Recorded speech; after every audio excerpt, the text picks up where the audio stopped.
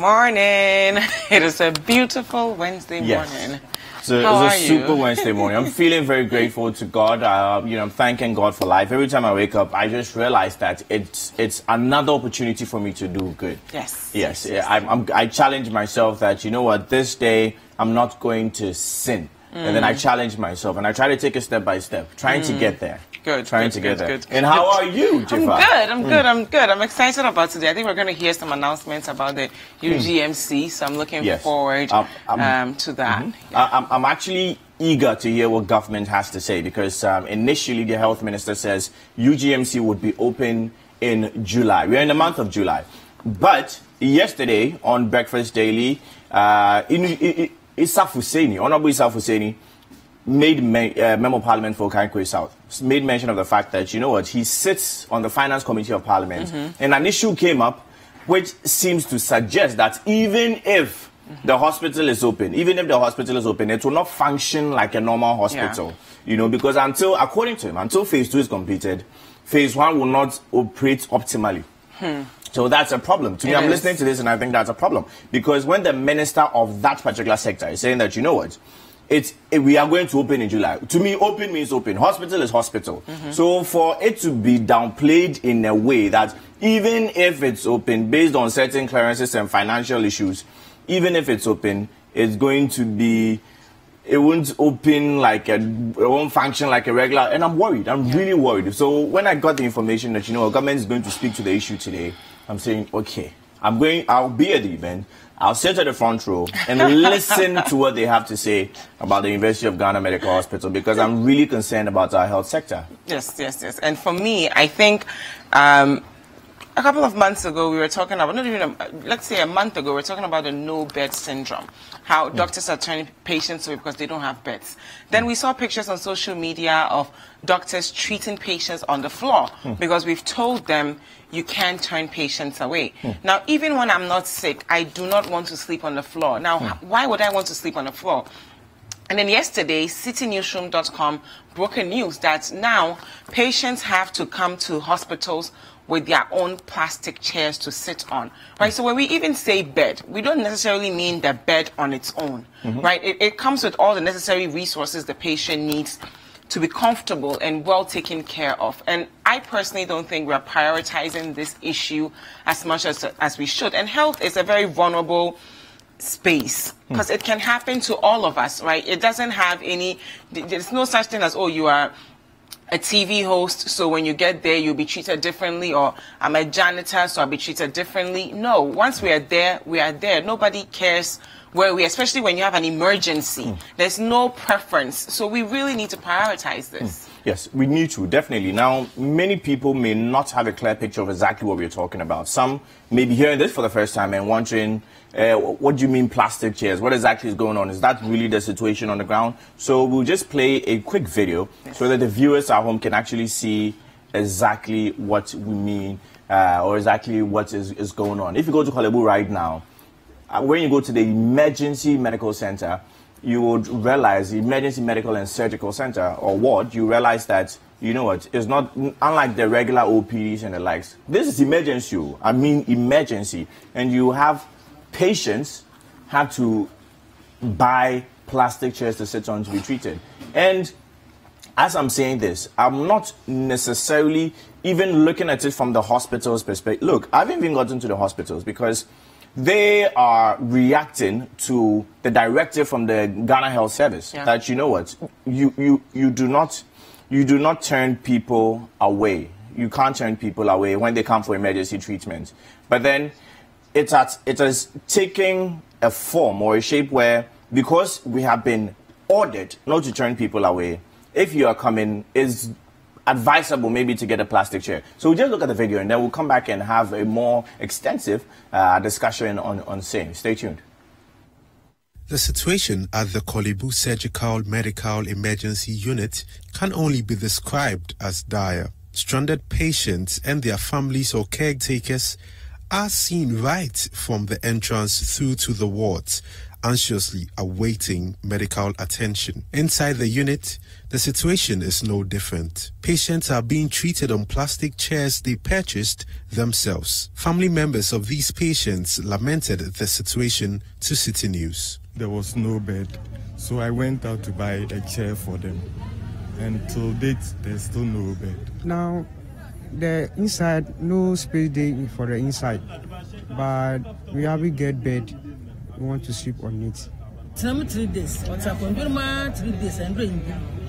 Then you before say, you know, he had ya. The same, yeah, man, it's a honeymoon. The honey people were no, I am a fake. The same person who had no, yeah, the same way, the same way. Just friends now.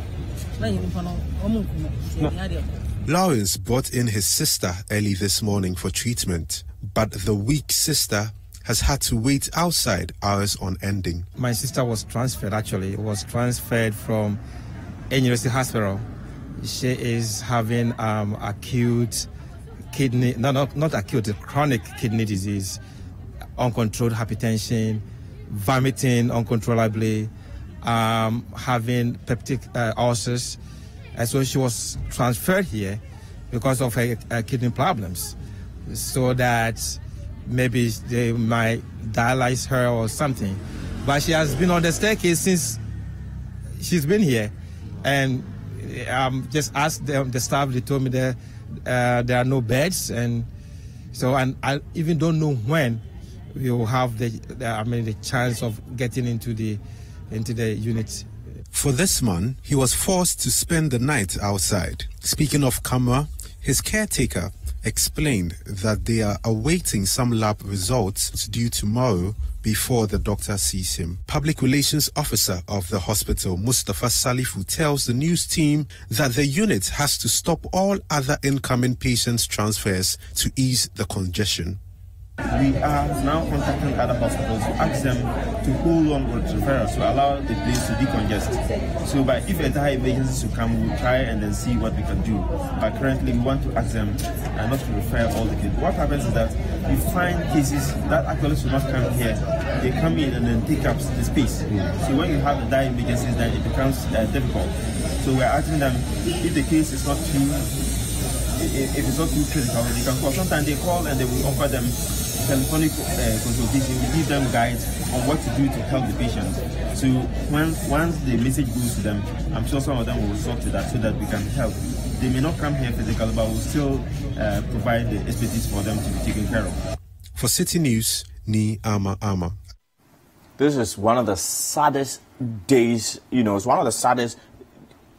When you're on TV and you have to talk about something like this, you're wondering actually how to look at it from, because it's really sad that you're looking at people lying on the floor. One of the images, it wasn't even a plastic chair. One of the pictures or the videos, it wasn't even a plastic chair. It was a piece of paper on the floor, cardboard paper on the floor, and you could see stones all around the person who is presumably a patient. Yeah. He was an old man, and do we not even feel sad for situations like this? It has to stop at some point. We have spoken about this severally in the media. We've spoken about the fact that, our health service, our health sector is failing. It is. We are failing our people honestly, in the health. It's not even enough to say what you're doing is wrong, what's happening in the health sector is wrong. It's a human rights violation, right? So as a citizen, as a human being, I have my right to life, my freedom of speech, but if the place I find myself in, dignity of all persons shall be exactly it's in the Constitution. So if you're hindering my right to life, there should be some consequences to it, and I think we should get to that point where we should say, whoever is responsible for this is actually killing us. Because if I go to hospital for problem A, and because the hospital does not have the resources to treat me, I end up dying. The hospital killed me. It wasn't the disease that killed me, because if I were to be put in a different system where things actually work, I would live, right? And it's sad that we don't even have data of the number of people who die from hospital negligence. That alone speaks volume to how we are not prioritizing our health. Speaking of negligence in the health department, there's also another incident happened at the Suntres Hospital, in Kumasi, where what happened was that a man takes his wife to the hospital, a pastor takes his wife to the hospital. His pregnant wife to the hospital. And according to him, when they got to the hospital, the wife was left outside on the floor. And he's like, oh, come, my wife is in pain, my wife is in pain. And the nurse actually told him that, look, before your wife, we had an even more serious case. So as for you, you're in there, wait. Really? That's sad. And was it the same story where some doctor requested for 500 cedis? Same I read issue. something about a doctor asking for same issue at the Central Hospital. So he goes on to tell the doctor that, doctor, I'm not a medical person. You're the one who said that it's an emergency. So if it's an emergency, why have your people left my person out there? And then my wife out there. And she's crying, she's in pain. Then they take the wife to the theater. And then they come to call him a few minutes later that, you know what, your wife is dead. Like, how? That is so... How? We need to look into all But we do this. have that video for you guys. So let's watch it and see exactly what happened. They took my wife, they put her in the wheel, positioned her in front of the theater. So we were waiting for the doctor to work on her. Unfortunately, it was not as quick as I wanted.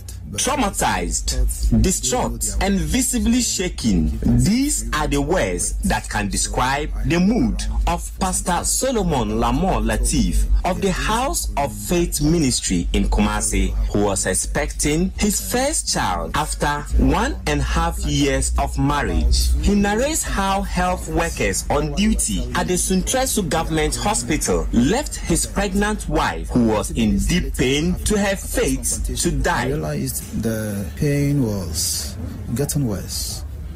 I went to them again and said, Madam, I don't know what kind of cleaning you are doing. I tell you, look at the pain that my wife is going through. But one woman told me the one they finished before my wife, hers was even more severe than my case. So I should stop what I'm doing. I should even leave the place. And went straight to the doctor and told him, Doctor, you told me this case is emergency. I don't know emergency case. Not long after that, he entered the theater. And immediately he entered the theater, they took my wife inside. Not later after they had taken her inside, they came and called me. I was marched into the theater, only to realize that my wife is gone. He asked that the doctor on duty, whose name was given only as Dr. Sapon, demanded a 500 Ghana cedi motivation fee when he is done with a cesarean section. Pastor Lamont, who says he is disappointed in the country's health system, tells City News he will take the hospital on over the death of his wife and baby. Meanwhile, management of the hospital has told City News the matter has been referred to the Regional Health Directorate. Hafiz Tijani, City News, Kumasi. This is terrible. Like, where's our humanity? And you would expect empathy from healthcare professionals, if not anybody else on this planet.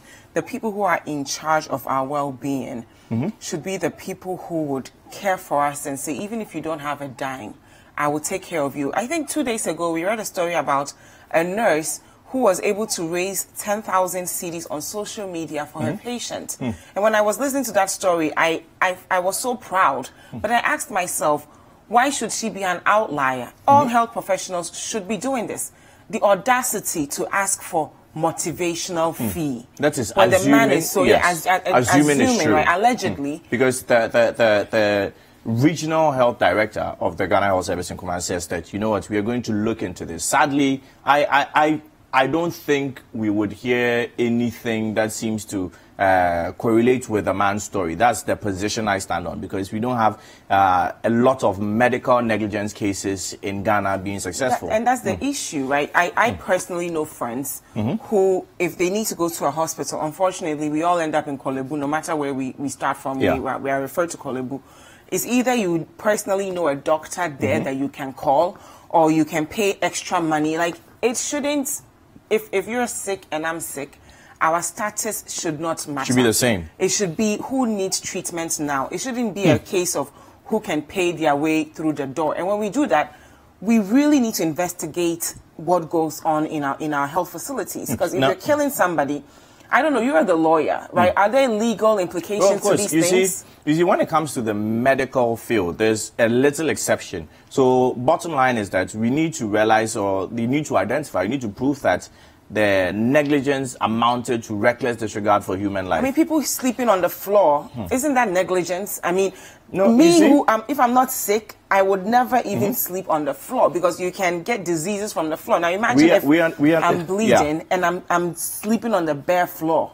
Is that not negligence? You see, as for that one, I would speak for the doctors on that account, because we are aware of the no-bed syndrome. We are aware that there are no beds in the system. We are also aware that the Ghana Health Service actually told the hospitals not to reject any emergency case. But there's an issue with that. You can't tell the hospital to not reject, and you are still not providing them the resources they need. So let's go to the root of the issue. But I personally, if I was sick and dying in an emergency case, I said before on the show, and I'm saying it again, that if I was sick and dying, I wouldn't mind being in a ditch. No human being should be placed in that. This is a human right violation. Yes. It's a human right violation. Nobody should do that. Nobody should do that. 100% agree with you, but I'm saying on that score, no, I agree with you that in an ideal society. In Ghana, 61 years, yes, but 61 years after independence, I'm sorry, I shouldn't be sleeping on the floor. You shouldn't be sleeping on the floor. That's the most basic thing that my country can do for me. If there shouldn't be no beds. That's my point. With you. 61 years after independence, I should not be sleeping on the floor. That's unacceptable anywhere. So that's what I'm saying. Let us go to the root of the issue. You understand? Let us go to the root of the issue and not blame the effect. Let's go to the cause and not the effect. Right now, what is happening is that these are emergency situations. This is the fact that you have come to the hospital. There's no bed. A few months ago, a few weeks ago, we heard that a 70-year-old person was rejected because of no bed. This 70-year-old person could have been saved on the floor, probably. And he could have contacted diseases on the floor. He could have contacted bacteria but he would have still been on alive. The floor. And beyond the beds, beyond the beds, we also have facilities that are abandoned. Look, what do we say about that? And we actually have a video on that we want you guys to see. So it's a systemic thing. It's not just beds. It's beds, ambulances. But I would never let's just watch that video and talk about that. Put the blame on doctors when it comes to this. And I'm not blaming doctors. I'm blaming the nation for this. I'm not blaming doctors. I shouldn't live in a country that cannot give me a bed. That's the most basic thing you can do for me. If you can't find me a job, if you can't provide my community centers for me, at least give me a bed when I'm sick. We get it. But let's just watch the video. In an emergency situation, they should... I am here at the Ofanko Health Center, despite assurances from the Municipal Chief Executive, Clement Wilkinson, that this facility will be running by the first week in July. The overgrown weeds, creeping plants all over the metal railing and the faded signage point to a facility still in abandonment. But there's some activity ongoing at the premises. About 16 people work hard at tidying up the premises. One of the supervisors of this facility, who spoke to me on condition of anonymity, said furniture to get the health center functioning are ready, but delivery had to be halted because the premises needed to be cleaned first. Hence the missed deadline. In response to why the cleaning was not done prior to the scheduled date, the supervisor had no response. Albert Agaji, a resident of Ofanko, was present when the municipal chief executive, Clement Wilkinson, pronounced with certainty that this facility will be functional by the first week of July, and he expresses his disappointment at the no-show. Well, it's a pity because, people need healthcare, yes, and we need to make sure that such a facility will be run properly. Unfortunately, the building has been there for a long time without any activities going on. So I hope the government is going to take it serious and the facility will open soon. This other resident shares the same sentiments. It's very bad because you have to drive from here to Achimota. Sometimes most of the people go to Amasama, which is a distance. You can imagine a hospital close by you. It will take me 5 minutes to get there or 3 minutes to get there if it's working. So it's very bad. Something has to be done about it. It needs to be open. It needs to be open. And it should be done quick. So we are appealing to government to do something about it. Speculations making the rounds in the area suggest that the opening of this facility has been postponed to August 3. Whether or not this is a fact, officials here remain tight-lipped. For City News, Darichons Fortune. Okay.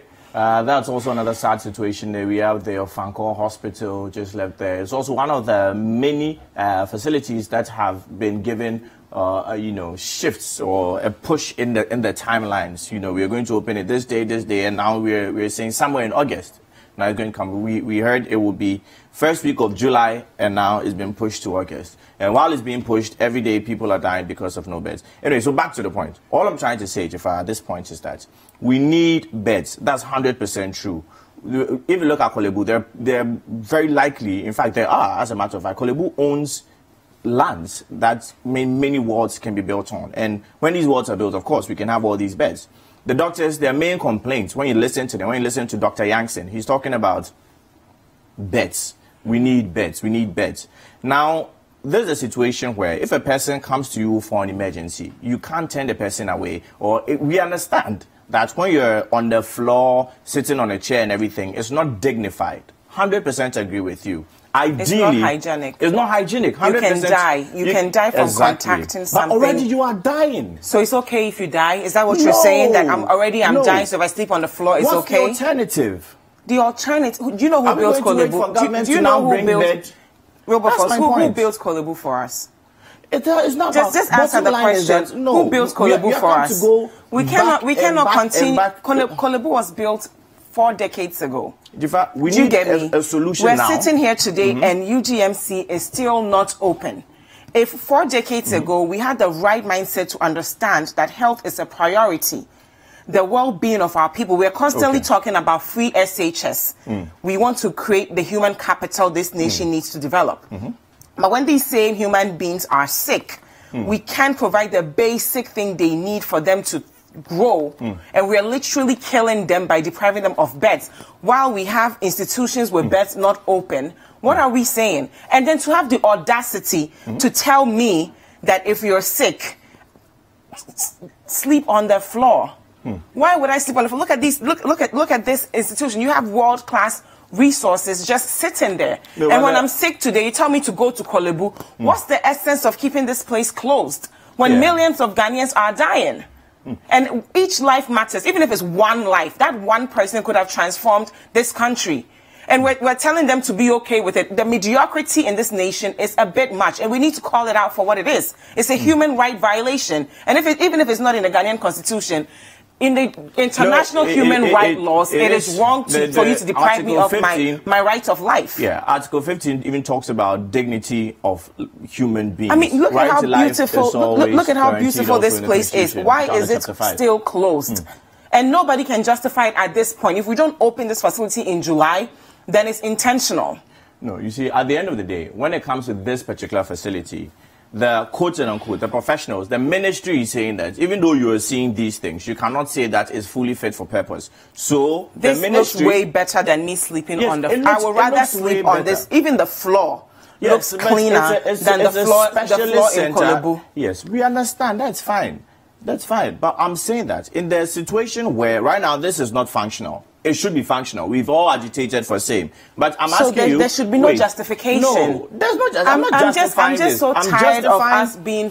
I'm justifying the fact that you have gone to a hospital, you are dying, you are in an emergency situation. The government has not, or the Ministry of Health, the Ghana Health Service, have not done their due to provide beds in the hospital when the nation needs so many beds. They've not done their due by pushing more doctors out there when the doctor-to-patient ratio is terrible. They have not done theirs. Now you have come to the hospital, you're dying, and because it's not dignified to lie on the floor to be treated, you should not be treated, and we should complain about lying on the floor. You're completely missing the point. No, my point is that... This is not about dignity. It's not about... It's like saying, when I was younger, I saw a lot of children suffering from kwashiorkor. And people would justify it and say, oh, they are poor. At least they have gari to eat. Why are they poor in a nation that has so much gold and cocoa and all these natural resources? You shouldn't be that way. If another child in a country that doesn't even have half of the resources we have has the right to a balanced meal. They can go to school and learn well. In 10, 20 years, that kid is going to be your boss. Why should you be punished for where you are born? It's not enough, right? I think we tolerate mediocrity too much in this nation. Our policymakers need to prioritize our health. I'm not even asking for anything else. I'm not saying give me education. I'm not saying fix my roads. All these other things, I say, fine. But as we stand right now, I'm always terrified that, God forbid, if something happens to me in Ghana, I will die. And I won't die because it's my time to die. I will die because nobody's prioritizing this sector that we should prioritize. That's all I'm saying. I shouldn't be sitting here on this couch today. I'm sick. And I'm expected to sleep on the floor because at least I have a floor to sleep on. That is unacceptable. I agree. You don't understand. The point is that I agree with you on the fact that it's unacceptable that there are no beds in the hospital. It's unacceptable that we have a terrible doctor-to-patient ratio. And with that, let us blame the policymakers, like you said. But then, if it seems like we are blaming the hospitals for people lying on the ground, I'm not even blaming anybody. I'm actually blaming us because we tolerate a culture of mediocrity. I'm blaming myself. That's what I'm doing. I'm not blaming anybody. I'm blaming myself. No, I'm blaming. I vote, I pay taxes. We have a Ministry of Health. We have a Ghana Health Service. I have someone to blame, and I will blame them. Once I'm a taxpayer, I have someone to blame. In respect of same, I don't understand why people should go to the hospital and there are no beds. I will blame the person in charge of providing the beds. I will blame. I'm not going to blame myself. I've done my part. Let the Ministry of Health do their part. I just think as citizens, we tolerate a lot of things we shouldn't tolerate. And we want to hear from you guys. We've shown you the videos. We've talked about these things. What else should we do, right? Because it's how long can we continue to talk? And health is such a vulnerable thing that it can happen to any of us. And when you're in an emergency, there's nothing like this is a first. No matter where you start, even if you go to a private clinic, they end up referring you back to Kolebu, right? So even beyond what all options that, do we have? You see, another story I saw, you know, the daily graphic, even us, you know, City Newsroom, we've reported that the public relations officer for Kolebu is saying that they've informed the other hospitals not to refer any more cases to them, you know, except there are serious emergency cases. As to who determines the serious emergency cases, so there's a yellow and red and all those things. So when it's yellow, it's manageable, so other hospitals can take care of it. Other satellite facilities can take care of it. But then when it's red, then maybe you can refer it to them. We understand the situation that you're going through. That's why I'm saying, as an emergency, as a serious emergency, they've requested for a number of beds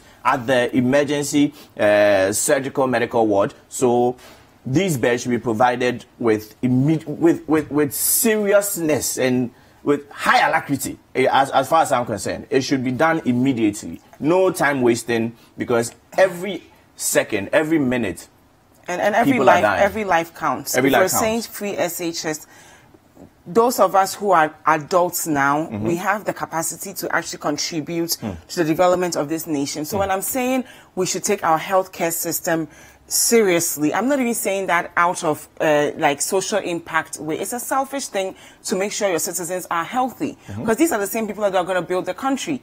So if you're grooming the next generation of Ghanaians and they get sick and they have nowhere to go, how is that human capital going to help the nation develop when we are all sick and there's nobody to treat us, right? So I don't think it should be.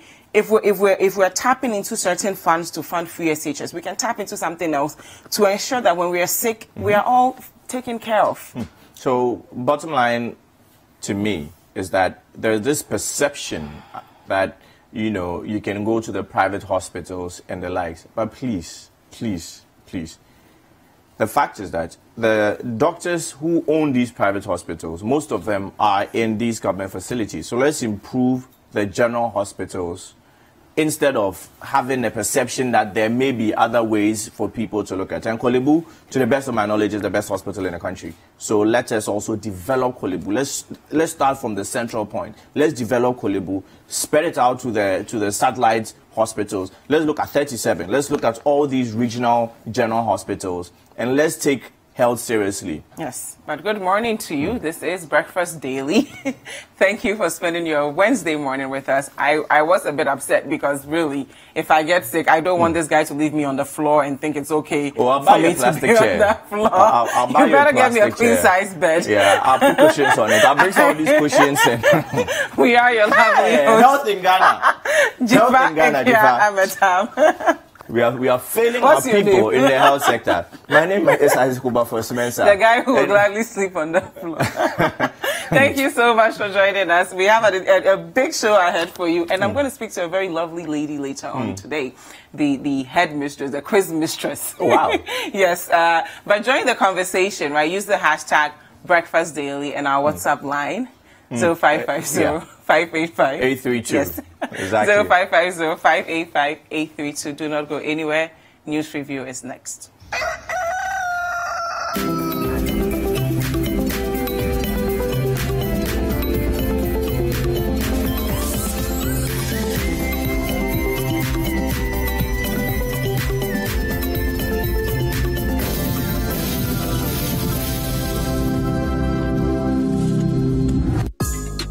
Every Thursday night on City TV, you're welcome to join women from different backgrounds and opinions as they weigh in on your relationship issues. Watch Sister Sister as the ladies get real with issues about love, marriage, betrayal, sex, dating, trust, finances, and more. Sometimes some of the guys are like, oh no, they want to wait before they get married.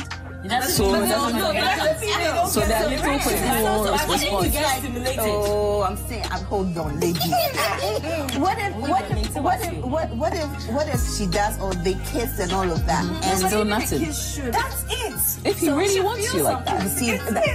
So it's like on. Join Jessica and her sisters for City TV's all-women talk show, Sister Sister, every Thursday at 7 p.m.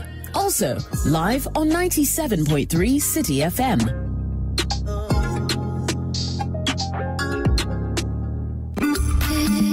Spend 30 minutes every weekday catching up with all the trending social media conversations of the day.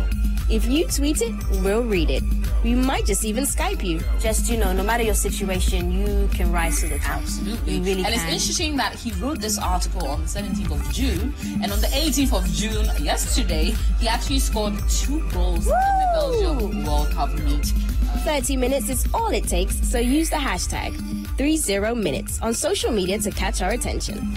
Join the most interactive social media TV show weekdays at 5 p.m. only on City TV.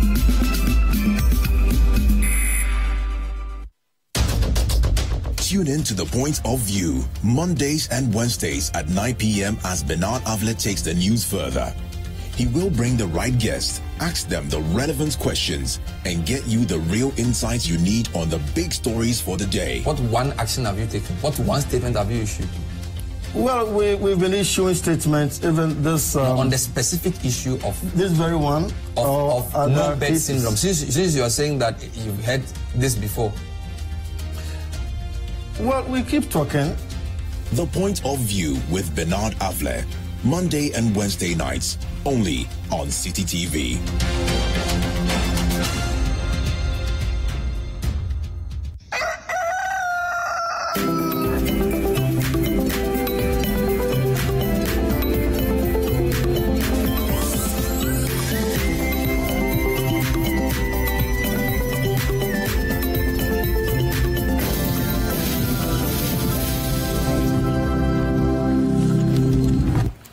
Okay, welcome back to Breakfast Daily. It's time for the news review segment for today.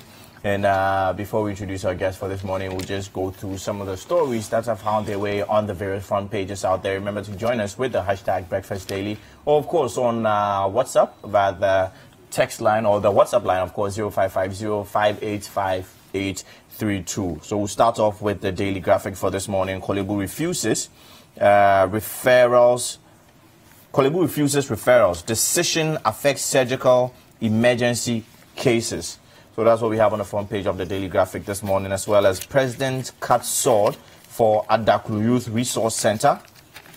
And also 8 arrested for defrauding Americans. And finally, Mahama administration rejected imported ambulances. This coming from the health Minister. On the front page of the Ghanaian Times, teaching hospital for VR. Cabinet approves bill. That's coming from the president. Woman unborn baby die over doctor's motivational fee. That story is on page 3. Kelny GVG case. Court dismisses injunction against communications ministry. Stories on page 3. And finally, concession of ECG takes off on August 2nd. That story is on page 4. Well, the Chronicle has it here this morning that passport forms scarcity hits Kumasi. Guru boys selling fake forms at exorbitant prices to unsuspecting public. Wow. Interesting. Government wants to disenfranchise Voltarians. Minority. The full story of that is on page 8 and page 9 this morning of the Chronicle. And also, I have no interest in disenfranchising Voltarians, of course, is a response from President His Excellency Nana Addo Dankwa Akufo-Addo as he speaks with Togbi Sri, amongst others. In the Finder, we have 2017 MDAs squander 892 million Ghana cedis. The Finance Ministry alone is responsible for 697 Million Ghana cedis. I have no interest in disenfranchising Voltarians. That is coming from the president and it's on page 8. Ajako urges Parliament to ratify ECG concession. That story is on page 4. Afoko trial. I will not accept any further excuses. That is coming from the judge, and the story is on page 4. And finally, German Chancellor to visit Ghana, also on page 5. Okay, well, the Daily Statesman is saying here the suit against Kelny GVG fails. Well, it hasn't completely failed. The substantive matter still persists. I don't seek to disenfranchise you, President assures Voltarians, and authorities probe death of pregnant woman. Baby, family threatens legal action. In ABC News, prosecute Charlotte Osei and others. That's on page 5. Also on page 5, I have no interest in disenfranchising Voltarians from the president. Fresh trouble for Charlotte Osei. That story is on page 3. Okay, now the Gold Street Business. Gold Street Business says tourism ministry revamps tourism and hospitality training institute, and also women are to take majority of positions in PR. Ghana cocoa platform to boost cocoa production. Full story on page 23. And also here, financial services industry is a major target for cyber fraud. It's coming from the E-Crime Bureau. Also on the front page of the Gold Street Business, new partnership to reduce bottlenecks in invoice factoring. And finally, new policy to enhance airline service standards, GCAA-DG. In the New Crusading Guide, we have attacks over Anas's expose. GJA cuts mercenary journalist to size. Disciplinary Ethics Council probe underway. Workers revolt at Fan Milk Limited over management's insensitivity and power abuse. ECG concession in Parliament. No involuntary redundancy. Energy Minister assures.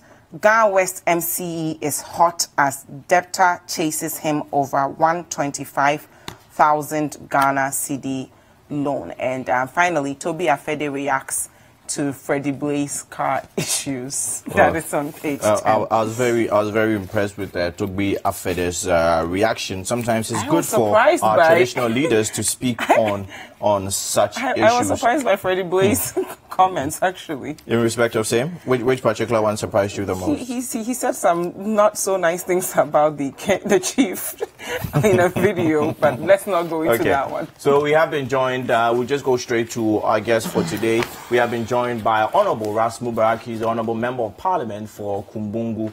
And we are expecting Honorable Alexander Abban, who's the Member of Parliament for Gomoa West, but he's on his way and he will join us shortly. In the meantime, good morning, Honorable Ras Mubarak, and welcome to Breakfast Daily once again. Thank you very much. Good morning. How are you? Very good. Can I take a quick poll with you? Sure you can. If you were sick, yes, and hypothetically we had to put you on the floor, would you be okay with that? In a country such as ours, you know, putting people on the floor clearly is an indication of the misplaced priorities we have as a country. And God forbid, but if I were to be sick and it was the only option, why not? People actually go through worse situations. In places like my constituency, you have had instances where heavily pregnant women are put on motorbikes from their villages to far away distances where health facilities are. And clearly it is just, it scratches the surface. The problems we have in the country in the health delivery sector is so huge, you know, and you know, what we're hearing this morning is very, very depressing, you know, that we are not prioritizing as a country, that if you take, for instance, how funds are thrown away, Kelner GVG, which would be coming to later, $7.5 million has already been paid to a company for no work done. And you can imagine what $7.5 million can do to a particular district. So you sleep on the floor? I would sleep on the floor if it were necessary, but we all would have to do everything possible to ensure that our citizens do not sleep on the floor.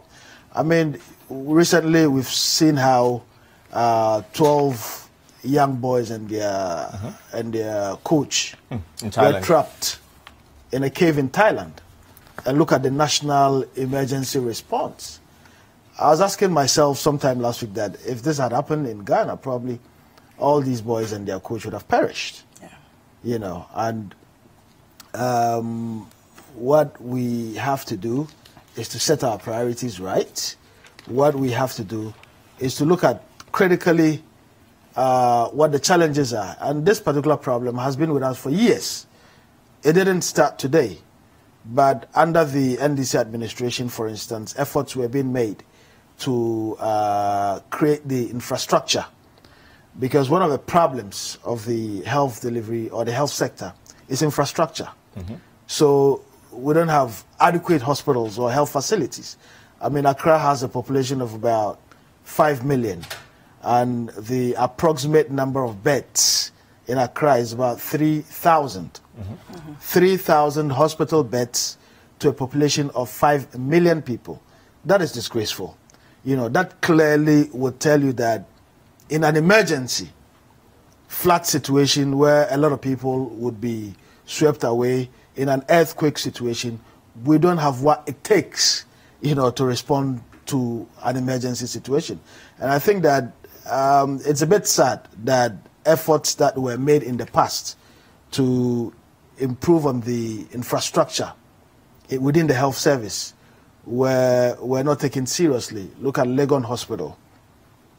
Imagine all of these people who were lying on the floor. Some of them could have resorted to Legon Hospital and other areas where we had put up infrastructure, Kaswa Hospital and the rest of it. So we should prioritize. Let's put in place the building blocks. And what are the building blocks? The building blocks are the infrastructure. So cut down on the frills and make sure that we have adequate infrastructure to cater for the 5 million people in Accra. We have adequate infrastructure to cater for the millions of people across the country. We have adequate infrastructure to cater for people in my constituency and the many villages, you know, that are dotted across the country that go through immeasurable amount of suffering, you know, when they find themselves not to be well in their body. And going beyond infrastructure, you also need to put in place the emergency response. And you would be surprised that, I don't know if you're 40 yet. Almost 40. Really? Almost. You're admitting your age today? Your chances of getting a heart-related problem is higher. Any male, as for the women, you know, it's higher when they get to their menopausal stage. But for men, chances of heart-related problems when you hit 40 are so high because day in, day out, a lot of activity from birth. So they get higher at 40 and anybody could experience it. So you have a heart attack, not you, but anyone gets into a situation of a heart attack, no ambulances. They get to the hospital, no beds. They have to be treated on a concrete floor or in plastic chairs. I mean, that is disgraceful.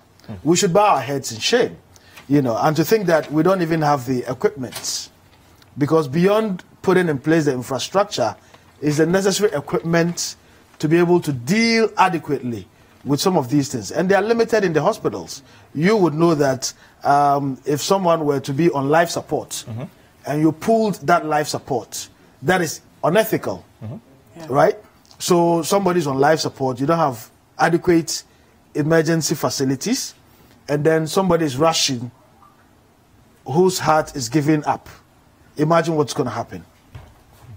And I believe that the directive by the Ghana Health Service not to turn away patients in our hospitals is counterproductive. It is counterproductive because you don't have the infrastructure. You don't have equipment. So when they come to the hospitals, where are they going to be admitted to? Which beds are available for them to lie in? Which equipments are available, you know, for them to use? And you would realize that Kolebu had let in the media just so the country can have an idea of the enormity of the problem we are facing as a country. And it's worse in other health facilities. Ridge, go there in the night, full to capacity, 37, full to capacity. Kolebu, full to capacity. So what happens when people are brought in under emergency situations? Thank you very much, Honorable Ras Mubarak. Now we have been joined by Honorable Alexander Abban, who is the Member of Parliament for Gomoa West. Good morning, welcome to Breakfast Daily. Good morning and thank you. I apologize for my latency. It actually escaped me a little. I don't know. It's natural. It's natural. It's old age. My good friend. Anyway. How are you? Abban is a good friend. We serve on the same committee, the Public Accounts Committee of Parliament, and he's my counsel as well. Anything legal, he's one of the people I refer to for advice. It's good to see. It's good to see that he's a non-paying client. Now what we're talking about this morning has to do with our health sector, which I think many people would say it's failing, or I would say it's failing, because, for instance, we've seen yesterday there was a report on our news, City Newsroom, which indicates clearly that when people are sent to the hospital in emergency cases, the medical and surgical unit of Kolebu, people have to buy plastic chairs now because the beds are so full. And also, the Ghana Health Service has given the directive that no hospital should reject patients or should reject emergency cases. So now they're faced with this issue, and now people have to lie on floors and lie on beds. It's becoming very disgusting now, where people are faced with these harsh realities. It's either that or nothing, to the extent that now the public relations officer of Kolebu was saying that, you know what, it's enough. We have too many cases now, so no more referrals. Don't bring any referrals to Kolebu anymore, unless it's an extreme emergency. So this is the situation we are facing now. And that's against the directive of the GHS. I have the story here on citynewsroom.com that I want to read briefly. So it says, patients buy plastic chairs for treatment at Kolebu. And the story was reported by Ni Ama, and he says patients are receiving treatment on plastic chairs which they were made to buy because there were no vacant beds or chairs available. So one patient says, I think this was a family member, I realized there was no bed, so I went out to buy a chair for them, and to date there are no beds. As for the attention they are given it, we've gone for all the scans and all the tests. It is so unfortunate, and we pray that the government will do something about it. We are begging the government to do something about it. there should be enough beds, enough wards, he said. And this is coming from a middle-aged man who brought in a patient despite the situation. But the medical people were still attending to him. So the doctors are doing their part, the nurses are doing their part, but they still don't have the resources. I'm sad. I think we have been told that the wealth of the nation is the health of the nation, right? Or the health of the nation is the wealth of the nation. Because if you are presiding over people who are not healthy, how are they going to be productive to even get the nation on track? You see, it's systemic failures over a long time. And now it is actually striking us in the face. Right? So small, and it gets to a point that we cannot control it any longer. Because since Gordon Gudgesberg put up Kolebu, and then, of course, expansions over a period of time, what other modern hospital can we conceive of having put up, even to deal with the growing population of Accra? Even if we should take Accra alone. But if you have problems like that in Accra, you can imagine the problems we have in other places. If I should describe them, outlandish places in Ghana. It's terrible. This no-bed syndrome, you know that it appears to me that successive governments have played lip service to the provision of health service, right? We all know that our population is increasing. So we must prioritize our public expenditures, right? Make sure that we have, 1, the infrastructure, 2, the equipment, 3, the personnel, right? It is only then, and of course, whatever, apart from the fixed equipment, we also have the usables that every time you have to go get what we may call the medical supplies, right? I think that looking at it critically, even the health insurance that we have, we must not play ostrich with it. But if you see the amount of money we are paying and what kind of medical services we are even expecting to get, we know that it's not possible to have any quality service. I don't know how people are going to take it, but it is good that we say the way we feel about it. For me, if the insurance is even going to take care of only primary health care, those ones, and then people who can pay, you do co-pay and all that, you stagger it in such a manner that people can contribute meaningfully for health, it will be good. If we need to get some kind of special levy for health infrastructure and all that, we should think about it, right? We should think about it and deal with it once and for all. Because now we have no bed syndrome, and then you are saying that now they have to buy what, plastic chairs? Plastic chairs. Just imagine yourself as a healthy person.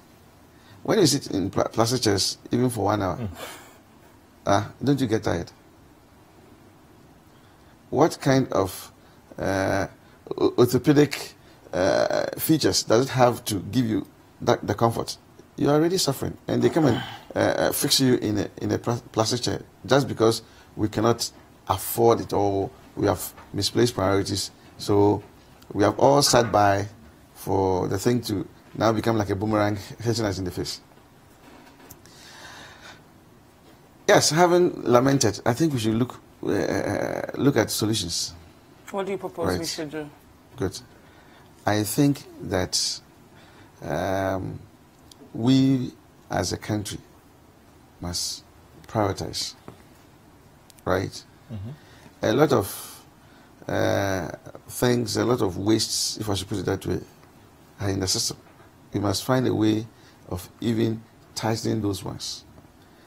Making sure that when we get the revenue to, we don't have a lot of leakages that are unnecessary, right? Leakages as they come in and leakages as we spend. We cannot run away from that, right? Beyond that, I think that I want to be, maybe I want to sound a little controversial here. Please go for it. You see, you're looking at me. Let me look at you. You see, if we want the best for ourselves, we should get the best of leaders. I have said it many times that our development must be linked to the kind of people we elect. Okay. Very critical. What kind of people do we elect? Ghanaians. Yes, we are Ghanaians. But the Ghanaians who can afford to pay. The politicians must not play or stretch about it at all. Okay? I have said it many times. There are very fine gentlemen and women out there that, given the chance, without any corruption in them, they can transform this country. Right? But if we are, even the process of becoming political leaders, you saddle yourself, you saddle the whole exercise with huge costs, huge payouts. What do you think the politician is coming to do? This thing is not only about health, it's about development generally. Right? It's about development generally. And I can assure you that for as long as we don't change our own mindset, even about corruption. But what's wrong with our current crop of leaders? All of us are corrupt. Really? You don't believe it? You don't? Please explain. I want you to speak further to this. I'm not talking about the leaders only. I'm talking about Everything. Ghanaians. How? What And does, the way we what, think. how does that? What does that have to do with With people health? sleeping on the floor and on Thank you. plastic chairs? Thank you. If I know that I have the real intention of coming to serve Ghanaians, right? And Ghanaians believe that I have the real intention of coming to serve them. And nobody is coming to ask me to go and give him money before he votes for me. And there's that social contract, right? I know that if I have 10 cities to do something for Ghana, I will use that 10 cities to work for Ghana. That's what I'm saying, that we must not isolate them one by one like that. We may not.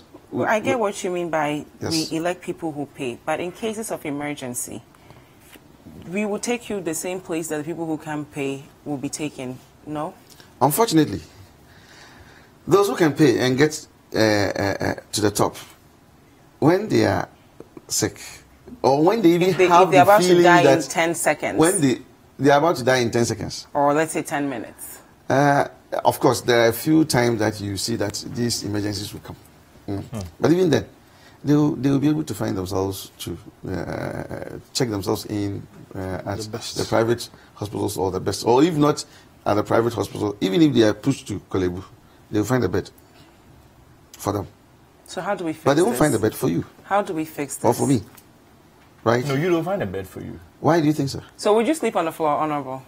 I'd rather sleep on the floor to have, to have medical care than to go there and be turned away to go home and die. But how did we get to Okay. this point where we have a complete disregard for I have already humanity? told you that it is systemic failure over generations. Okay. Now, okay. And that's where we are. Okay. Look, this whole I'll thing. test you. I don't know if my because when we are discussing these things, I don't usually want to just isolate them one by one. Okay. We have to deal with development generally, and that one, it lies with you, it lies with me. Okay.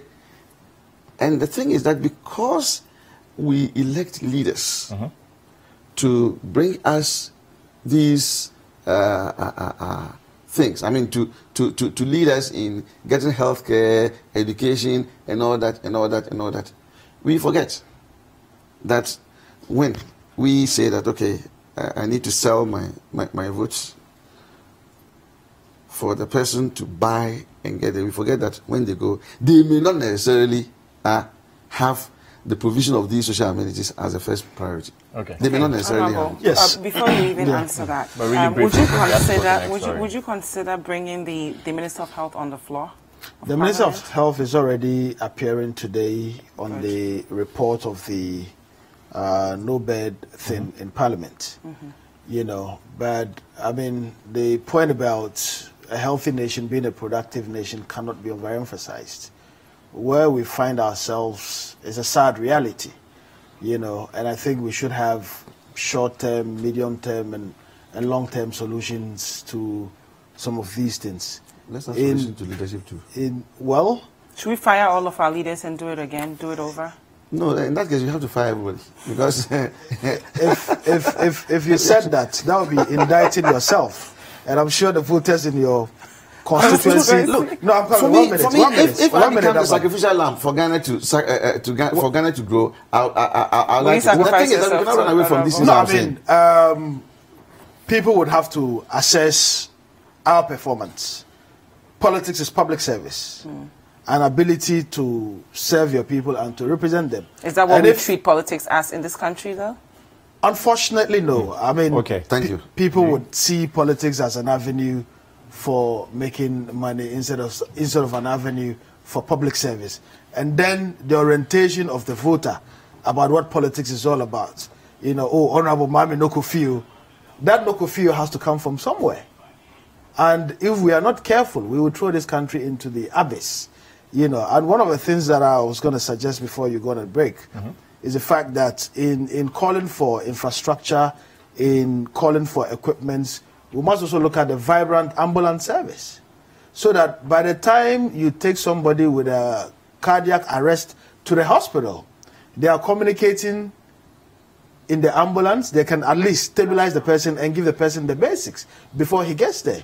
If you put up the infrastructure, if you have the equipment, fortunately, the health sector is oversubscribed as far as personnel are concerned, right? But we need a vibrant ambulance service. I mean, if one person can commandeer and get 275 buses, we should be able to get 275 ambulances running and working properly and serving Ghanaians. That is what the fed up man or fed up woman in the street is really interested in, and not the politicization. Isn't that okay. Now we are about to go on a commercial break. When we come back, we'll be talking about the Kelny GVG issue. A court has dismissed the injunction against Kelny GVG, or in fact, it was an injunction application by two persons in respect of the Kelny GVG contract. We shall be talking about that shortly, and we'll read some of the messages that you have sent through with the hashtag BreakfastDaily and on our WhatsApp line 0550-585-832. Do not go anywhere. We'll be right back.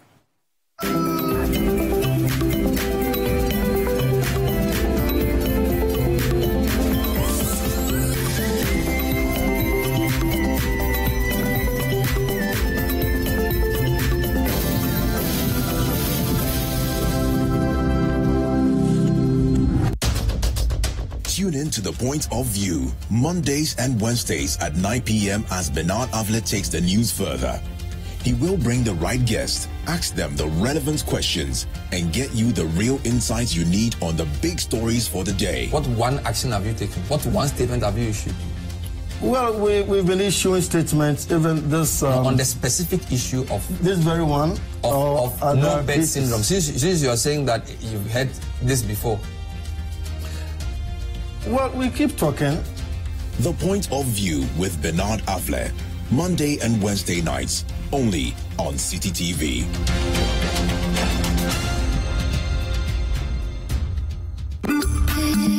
Spend 30 minutes every weekday catching up with all the trending social media conversations of the day. If you tweet it, we'll read it. We might just even Skype you. Just, no matter your situation, you can rise to the top. Absolutely. You really and can. It's interesting that he wrote this article on the 17th of June, and on the 18th of June, yesterday, he actually scored 2 goals in the Belgium World Cup meet. 30 minutes is all it takes, so use the hashtag 30minutes on social media to catch our attention. Join the most interactive social media TV show weekdays at 5 p.m. only on City TV.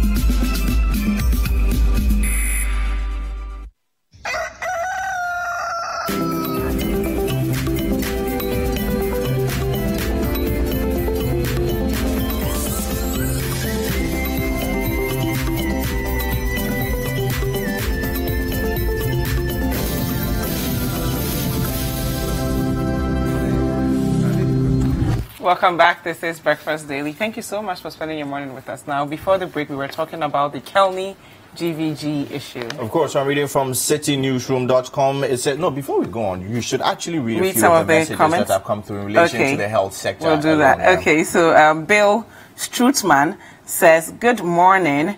I'm watching from Qatar. Please, I want to thank you guys for good work done. Well, my opinion on this is that where Mother Ghana has landed herself. Our leaders are making better ways for themselves and their family, and they've forgotten the people who gave them power in the first place. Good morning to you, Mr. Host, and your panelists, and Mrs. Host. And Miss Host. Miss Host. No, Miss Host. Maybe I'm missing this in my dreams. It cannot be Miss Host. Mrs. Host. Mr. Queen and Mrs. Queen. You're doing a great job by bringing to bear all that Ghanaians need to know and also keeping the government of the day on their toes. Keep it up. Keep going? Yeah, keep going. Okay. This joke of a health system must stop. Do we have a Ministry of Health with a minister as well? Day in, day out, sickening reports of the ordeal patients go through at hospitals are reported, and authorities seem clueless about what to do. This is coming from Pa Joe of Big Shoe. And finally, my sister, keep it up. First time I am watching and will make it a point to watch again. As you said, you will die in Ghana if, God forbid, you fall sick. It is very serious. This is coming from Siad Abdallah. Okay, so we'll read more of your messages shortly. Keep them coming through. Hashtag Breakfast Daily on all social media platforms. Yes. And of course, 0550-585-832. Now, moving on to the next story. Court dismisses injunction against Kelny GVG. I'm reading from citynewsroom.com. And Accra High Court on Tuesday dismissed an injunction application filed by two Ghanaian citizens, Sarah Asafoeje and Maximus Ametogo, over the controversial Kelny GVG deal. Now, the Justice Anthony Yeboah, who presided over the case, said he took the decision because the two plaintiffs were engaging in peddling evidenceless fear. So the issue of privacy is the main grounds upon which this court action came. And now they went to court for an injunction, an interim injunction pending the substantive suit. And the court said that, you know what, you just brought no evidence to substantiate your claims. And according to the judge in the case, Justice Anthony Yeboah, he says that even the defendants that you attach to this claim, being the telecommunication companies, were silent when you were speaking. Even if indeed privacy was an issue to worry about, why were the telecommunications companies silent on same? I'll start with you, of course, Honorable Mubarak. And to answer that, the answer is simple. I mean, they don't want a confrontation with government. You know, telcos, take Vodafone for instance. Ghana has shares in Vodafone. We are minority shareholder in Vodafone. It would be out of place for Vodafone to be seen to be in any form of confrontation with government. You know, I have picked up information to the fact that you saw the initial resistance. You read statements by the Chamber of Telcos. You saw how the chamber lamented about the intrusion of privacy if they were plugged in. And don't forget that the telcos will be making a lot of calculations to go to court or not to go to court, to what end. You know, and eventually that is where we would go. I'm sure the telcos have not jumped into the fray because they want to see how it all plays out and where the chips fall. And then probably, if need be, I know some of them would actually go to court with government over this. But they are talking. Because if you're a company, if you're a multinational company, you don't resort to a court action as your first step to solving a problem. You look at options that are available on the table and whether it can be done differently. Kelly GVG isn't going to go away. Kelly GVG, as far as we are concerned, especially from the minorities, thanks to the highest heavens, as far as we are concerned, is phony, and that is why we have encouraged persons who, and actually I was actually going to go to court, but for this particular, suit, and we would look at other options. One of the options would be if the telcos allow a plug-in, not only would I be suing, but I would actually even sue my service provider. I don't want MTN and Vodafone to know my location anywhere in the country. That is an intrusion of my privacy. Not to even talk about NCA, which is a government agency. I don't want Big Brother to be snooping in on me. Well, Honorable, at the same time, you wanted to go to court and you say you didn't go because somebody had already taken an initiative. Good. And these two people, the case was thrown away. Yes. The injunction aspect of the case was thrown away. Yes. The injunction was not granted. Yes. Because they did not have any shred of evidence per the court. That's any shred of evidence. No, but per the court's decision, according to Justice Anthony Yeboah, what you did evidenceless allegations. The beauty about court decisions are that, and Abban is here. Court decisions can be appealed. And as we speak, there's even a case at the appeals court on an injunction, a stay of injunction or execution by NCA over the Suba suit. So the fact that I think the case has already been determined by the court. The court that went in favor of Suba. Absolutely. The fact that the court currently in a lower court has thrown out a court doesn't mean that is a finality. It can even go as high as the Supreme Court, and the persons who filed the suit could get a favorable judgment. Okay. So it's early days yet for people to start jubilating and celebrating. But what is this Kelly GVG thing all about?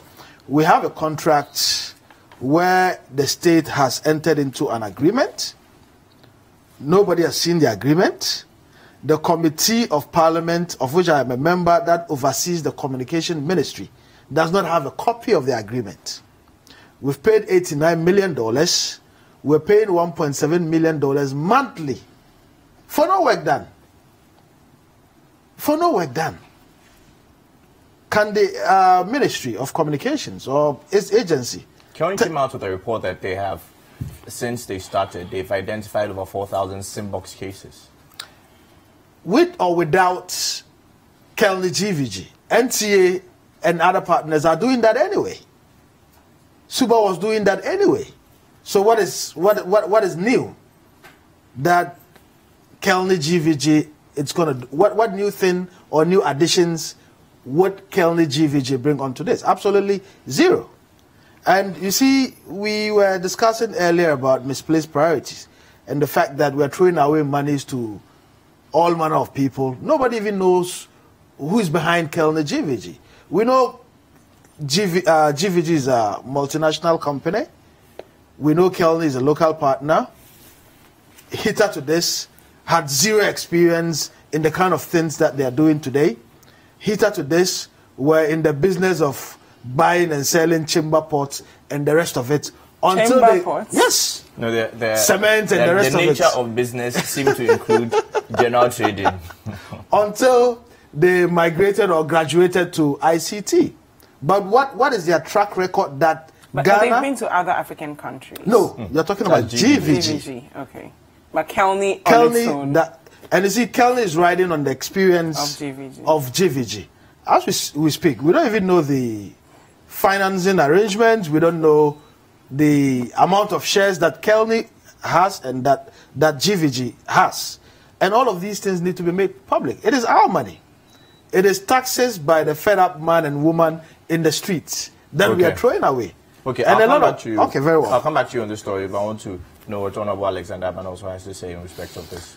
Thank you very much. I wouldn't want to be invited to areas that I have very little competence on when it comes to the financing of it. Okay?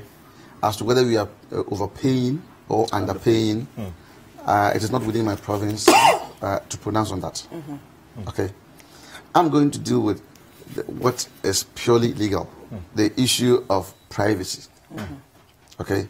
That if you should allow Kelly GVG to do the monitoring, it means it's an encroachment on our privacy, right? That's the argument before the court. Yes. Okay, that's the only reason why they are asking that agreement should not be done. Let us start from the basics. When we enter into the agreement with the telcos, okay, we sign certain documents, and within it, I think there is a clause that whatever information between us and a third party with whom we communicate, because we communicate through that medium, should not be made public. Made public should not be disclosed to a third party. So, to all intents and purposes, our information is actually with the telcos. That is why, if, for instance, I have a dispute with you over some communication I say I made to you, and you say I did not make, we can still go to court and ask the telco to make that information available, because they will still store it, right? Sometimes the argument is invalid, if I may chip in, to the extent that a committee that oversees the ministry is not even in the picture. I have not gone there. Okay. I have not gone there. I have not gone there. No, because you have said that the agreement is between the telcos and it's between GOG. I have not even gone there at all. I'm sure I have not gone there at all. What I said was that he spoke about privacy of the contract. No, and I'm saying it's not the Kelly GVG. Just general. Okay, and Ghana government contract. Okay, I'm talking about me as Abban. The user of a cell phone. The user of a cell phone. Yes. Okay, or the user of a cell phone, and then having bought a chip from one of the telecommunication companies. I'm saying that agreement imposes on the telco not to disclose information of things that I have said or text messages that I have sent and all that. You're right. Have you understood it? You're right. Good. And I'm saying that, but the telcos will have it anyway. So that if there's a dispute, for instance, that, I sent you a text message. Let me even create a scenario that I've given you a positive check. But before you go and deposit it in your account, I send you a check that don't do it. Okay? So you go and even put it in there because it becomes a dark check, I'm arrested. I said, no, I actually hinted him not to. I gave him a call, he responded, and I just sent him a text. That information will still be stored with the telco. To the extent that if there's that dispute, we can go to court and get the telcos to produce it as evidence. Not perpetual. The storage is not perpetual. It's not perpetual. That's what I'm saying, that they but I thought they store it for a certain period of time. For a certain period. Yeah. Good. They store it for a certain period. If nothing happens, they discard it. Good. Kani GVG, okay, has the duty of monitoring, just like the telcos. Okay, the conversation between me and some other person, right? Not for the purpose of knowing the content, but for the purpose of knowing the traffic. Okay, and the ultimate goal is to know exactly how much the telcos are supposed to pay on the revenues they are making. Because it is this monitoring system that will be able to tell exactly how much the telcos are making. And of course, once we know how much they are making, you apply whatever tax variable there is, and then you can now know exactly how much tax is exigible from them. Right? That is the whole thing.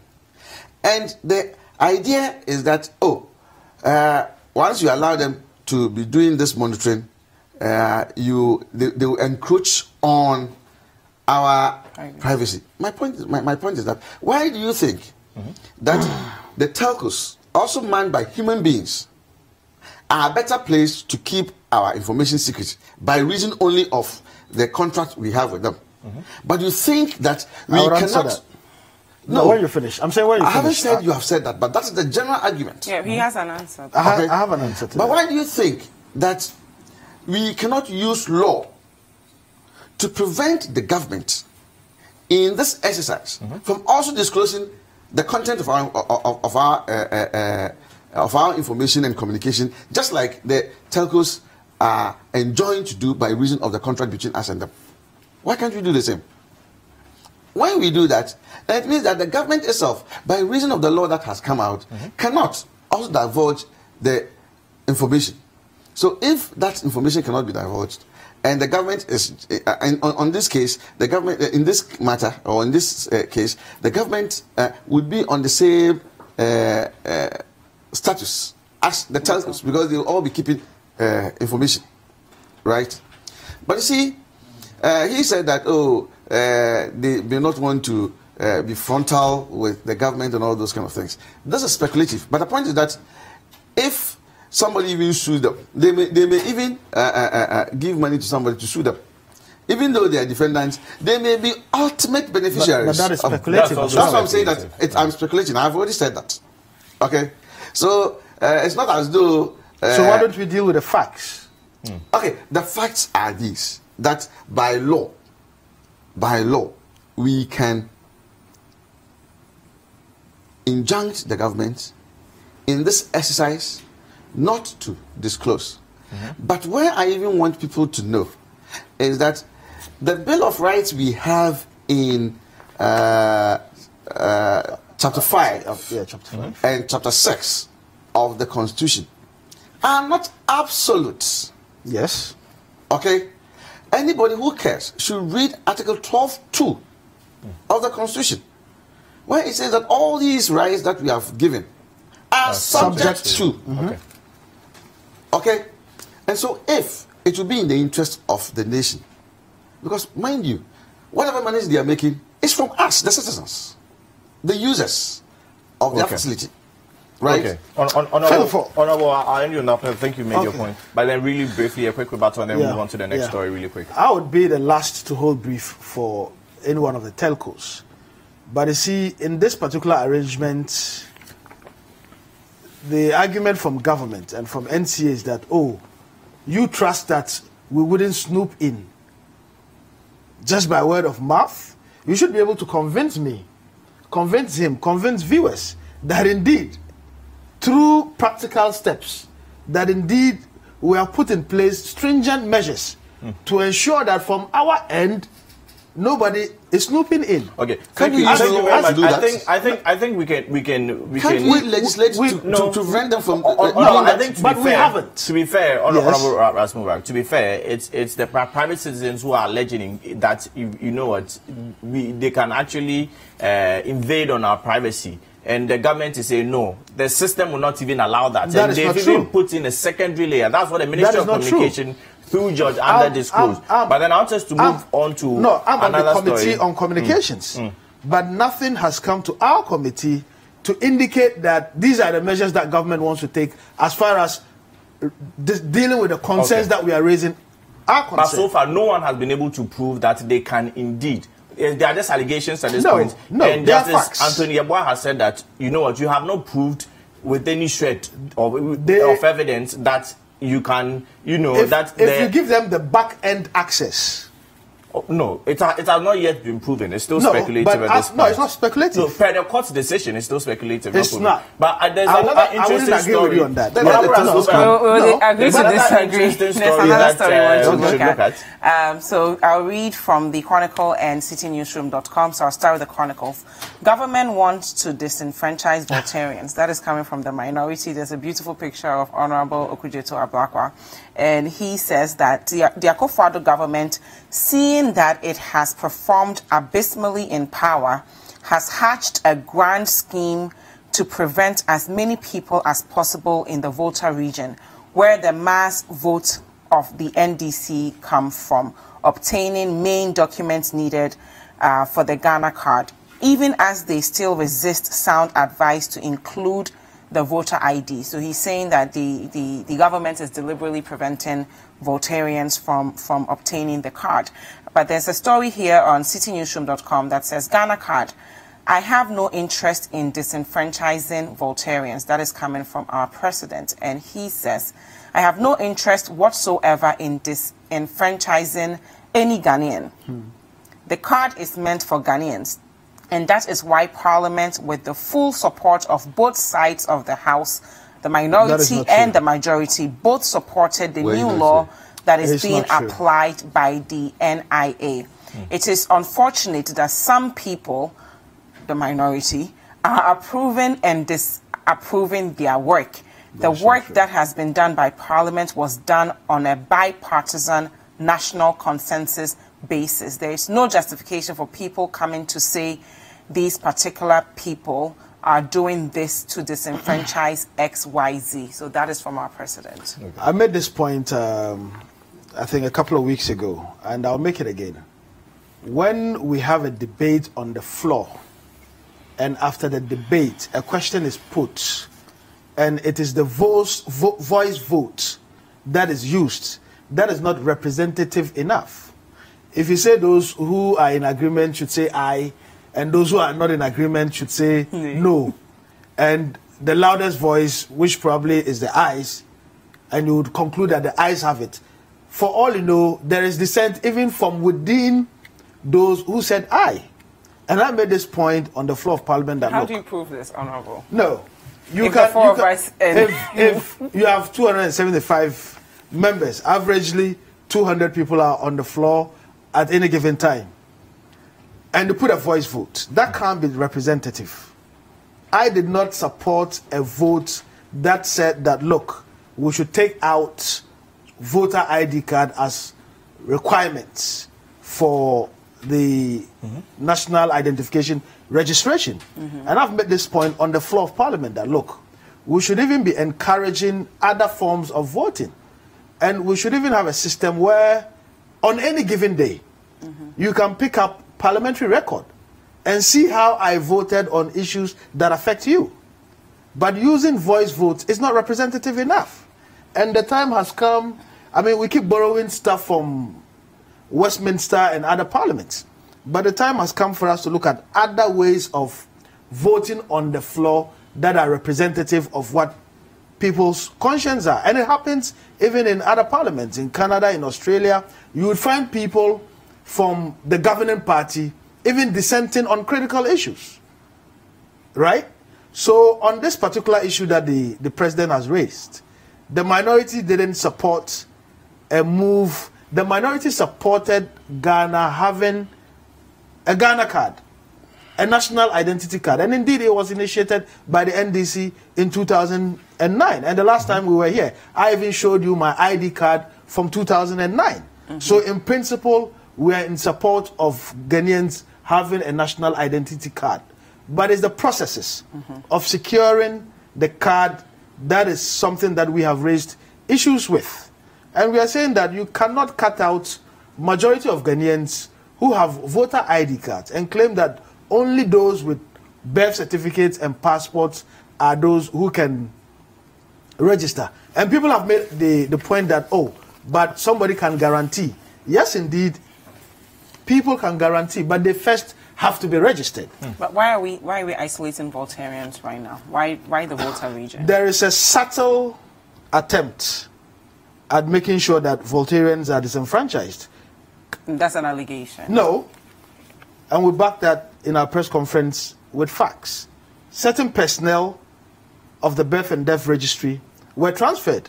You would expect that if you're doing a nationwide exercise, you transfer across board. But you can't just remove 2 key personnel from the Volta region without any explanation. And people from the Volta region today are finding it difficult to even secure birth certificates. So you see a very smooth attempt to ensure that people don't get birth certificates just so they can acquire Ghana card. And our criticism of the process is not born out of malice, but is born out of the fact that, look, let's be equitable. Somebody could be Chinese, but a Ghanaian. So you can't make the argument that because he's Chinese looking, because Jimmy Quest is called Jimmy Quest, so that sounds European, and for that matter, he's not Ghanaian. If you make that, to be fair, you would be valid. There's a procedure for acquiring a birth certificate. Yes. Okay? Now, simply because 2 people have been removed from the Volta region office of the birth and death registry, does not automatically imply that the procedure has changed. So I think until someone comes forward that I follow this procedure, I have X and Y documents required under law, and then I went to register at the Volta regional office, and then I was not allowed to acquire a birth certificate, then we can make this argument. Simply because 2 people have been transferred, that has happened. You mean Voltarians are being disenfranchised? That has happened. Our press conference was premised on complaints by ordinary Ghanaians who were frustrated, whose attempts to acquire birth certificates were emasculated. Okay. And they felt that we feel, as representatives of the people, that indeed we have to be on the side of the fed up man and woman in the streets who are not amused. Okay,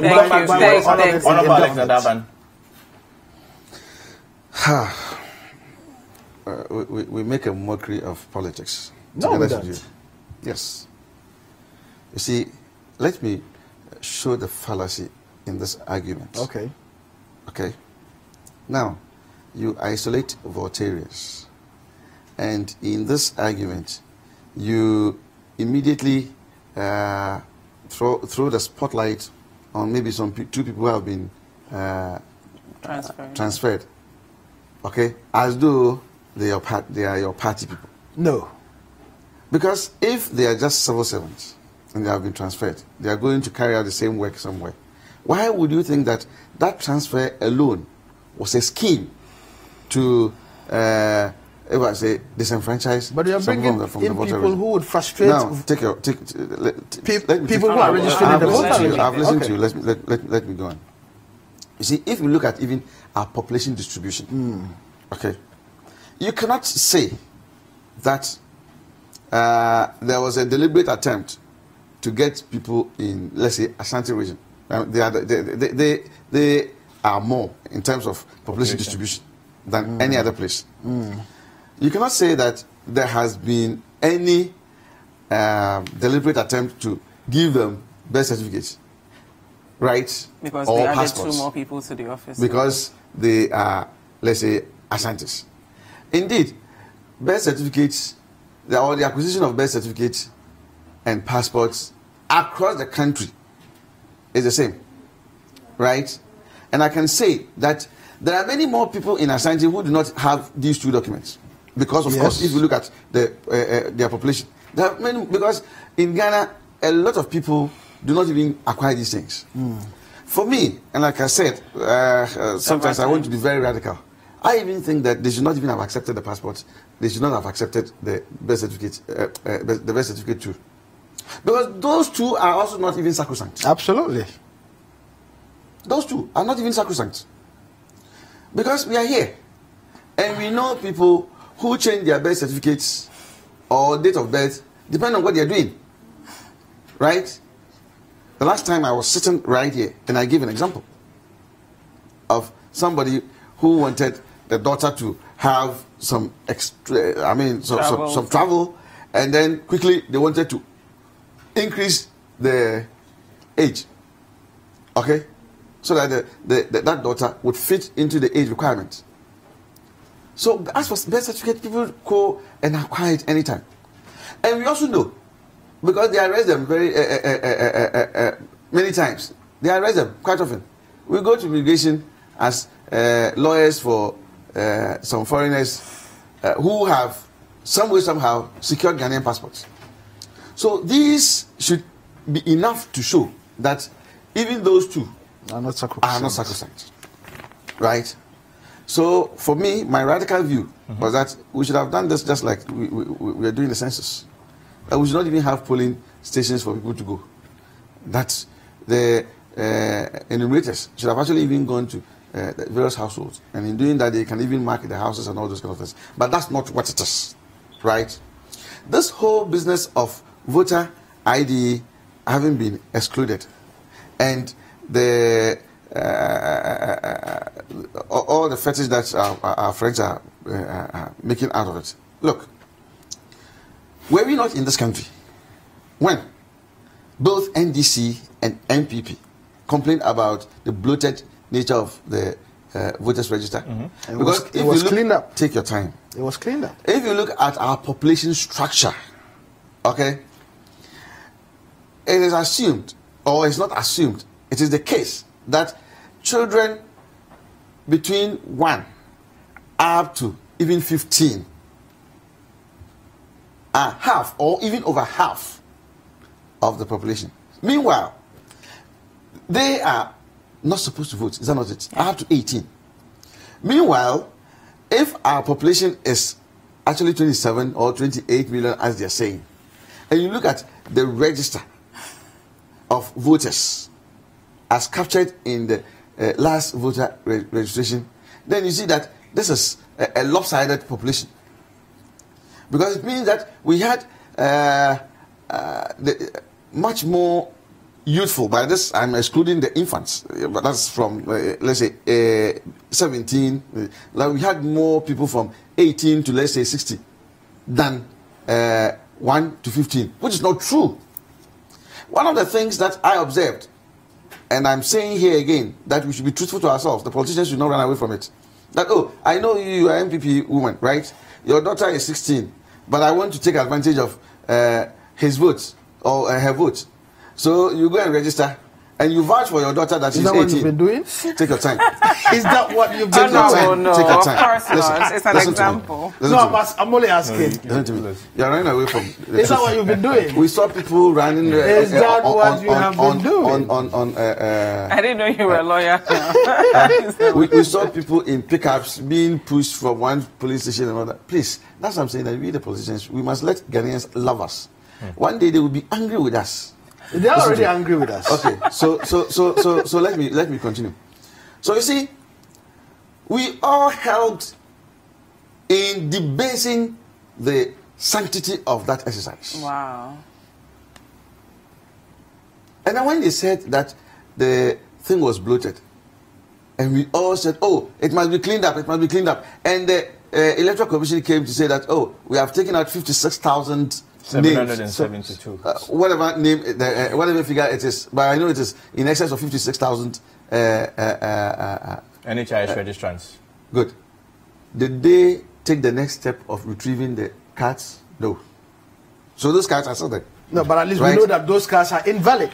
Oh, take your time. When you are registering for your Ghana card, they don't compare it with, once you have a voter's ID, they would ordinarily not compare it to the voter's register. So the point is that means the system itself is problematic. Okay, but I'm going to wrap up then. Yes. Okay, you also wrap up with your final comment. I'm going to wrap up. Probably. Because there was no impending election which may have led to somebody maybe falsifying information about himself and all that. Usually when you're going to acquire passports, I'm assuming the presumption is that the information in there may be more accurate. Probably that's why it was accepted. Okay. The presumption is that it may be more accurate, right? If you take even the snitch ID card, we should wrap it up. The presumption is that the information in there is more accurate, right? So if they say that because of all these defects, we should not use voters' ID card.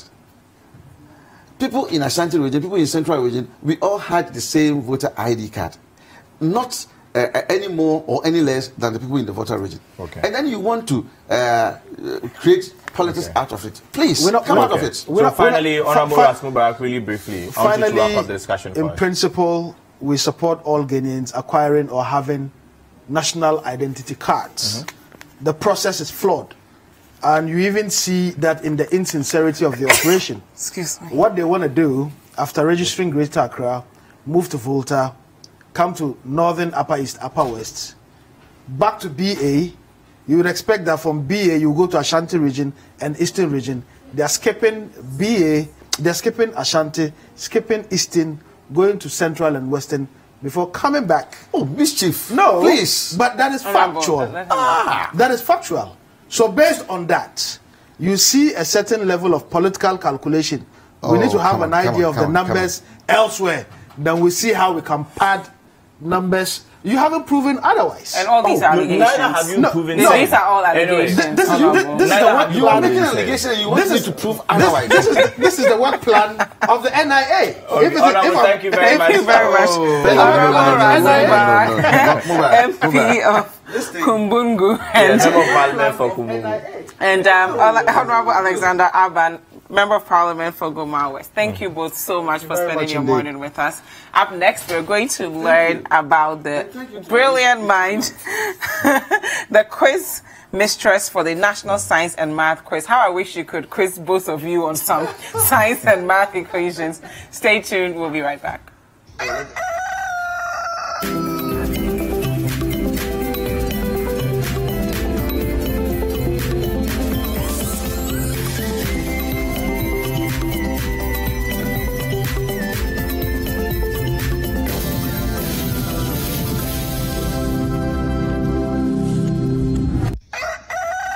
Jealousy go shame against the bad boy. Jealousy go shame.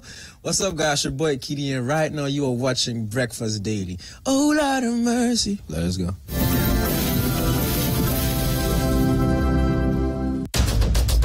Tune in to The Point of View, Mondays and Wednesdays at 9 p.m. as Bernard Avlet takes the news further. He will bring the right guest, ask them the relevant questions, and get you the real insights you need on the big stories for the day. What one action have you taken? What one statement have you issued? Well, we've been issuing statements, even this... on the specific issue of